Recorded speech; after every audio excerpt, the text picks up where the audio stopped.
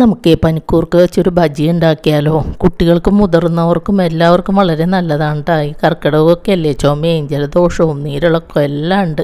അപ്പോൾ ഇത് കഴിക്കുമ്പോൾ വളരെ ആശ്വാസം കിട്ടും കേട്ടോ. അപ്പം നമുക്ക് പനിക്കൂർക്ക കുറച്ച് കഴുകിയൊക്കെ എടുത്ത് വെക്കാം കേട്ടോ. പിന്നെ വേണ്ടത് നമുക്ക് ഈ പനങ്കൽക്കണ്ടോണേ, അത് മിക്സിയുടെ ജാറിലേക്ക് ഇട്ട് നമുക്ക് അടിച്ചെടുക്കാം കേട്ടോ.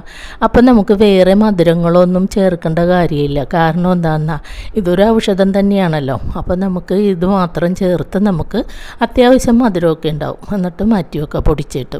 പിന്നെ നമുക്കൊരു ചട്ടി അടുപ്പത്ത് വെച്ച് അതിനകത്തേക്ക് കുറച്ച് എള്ള് പൊട്ടിച്ചെടുക്കുക കേട്ടോ. അതെന്തിനാണെന്നറിയാമോ? കാണാനൊക്കെ ഒരു ഭംഗിയൊക്കെ ഉണ്ടാവും, പിന്നെ ടേസ്റ്റും ഉണ്ടാവും. കുട്ടികൾക്ക് വളരെ ഇഷ്ടപ്പെടും കാണുമ്പോൾ. അത് വറുത്ത് കഴിയുമ്പോൾ അത് മാറ്റി വെക്കാം. പിന്നെ നമുക്കൊരു പാത്രത്തിലേക്ക് കുറച്ച് കടലമാവ് ഇട്ട് കൊടുക്കാം കേട്ടോ. എന്നിട്ട് നമുക്ക് കുറച്ച് ജീരകം ഇട്ട് കൊടുക്കാം കേട്ടോ. പിന്നെ നമുക്ക് വേണ്ടത് നമ്മൾ പൊടിച്ച് വെച്ചിരിക്കുന്ന കൽക്കണ്ടമുണ്ടല്ല, അതൊരു 2.5 സ്പൂണോളം നമുക്ക് ഇട്ട് കൊടുക്കാം കേട്ടോ. എന്നിട്ട് നമുക്ക് പിന്നെ അടുത്തതായിട്ട് വേണ്ടത് നമ്മൾ കുറച്ച് ഉപ്പിട്ട് കൊടുക്കുക.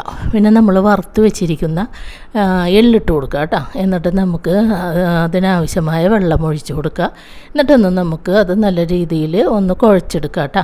പിന്നെ ഇത്തിരി മഞ്ഞൾപ്പൊടി നമുക്ക് ചേർത്ത് കൊടുക്കുക കേട്ടോ. എന്നിട്ട് നല്ലപോലെ യോജിപ്പിക്കുക. എന്നിട്ട് നമ്മൾ ക്ലീൻ ചെയ്ത് വെച്ചിരിക്കുന്ന പനിക്കൂർക്ക ഇല ഉണ്ടല്ലോ, ചീനിച്ചട്ടിലേക്ക് എണ്ണ ഒഴിച്ചിട്ട് നമുക്ക് എണ്ണ ചൂടാകുമ്പോൾ അത് ഓരോന്നും മുക്കി അതിനകത്തേക്ക് ഇട്ട് കൊടുക്കുക കേട്ടോ. എന്നിട്ട് അത് നമുക്കൊന്ന് മറിച്ചും തിരിച്ചും ഒക്കെ ഒന്ന് ഇട്ട് കൊടുത്ത് മുരിച്ചെടുക്കാം കേട്ടോ. ഇത്രേ ഉള്ളൂ ഇതിൻ്റെ പണി. കണ്ട വളരെ ടേസ്റ്റുമാണ്. പിന്നെ നമ്മുടെ ഈ ജലദോഷവും ചുമയും